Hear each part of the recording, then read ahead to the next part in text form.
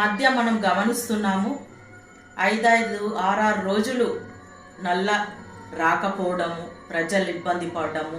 ముఖ్యంగా ఈ పండుగ దినాలలో అయితే మనము నల్ల గురించి వేచి చూడడము, పూజలు పొద్దున్నే చేసుకునే వాళ్ళు ఆ నల్ల రాక వేచి చూడడం.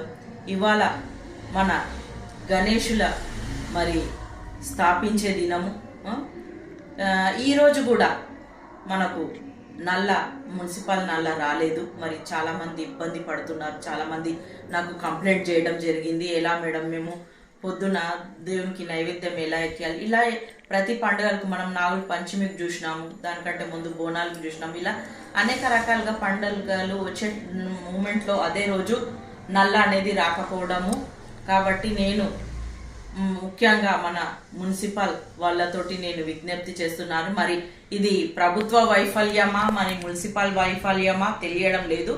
పండుగలకు మాత్రం నీళ్లను సరైన సమయంలో పంపిణీ చేయాలని, మీరు ప్రతిసారి 2 రోజులకు 3 రోజులకు అది ఏంటిది పైప్ లైన్లు మరమ్మతులు అని ఎన్ని రోజులు మరమ్మతులు చేసుకుంటూ ప్రజలకు ఇబ్బంది చేస్తారు.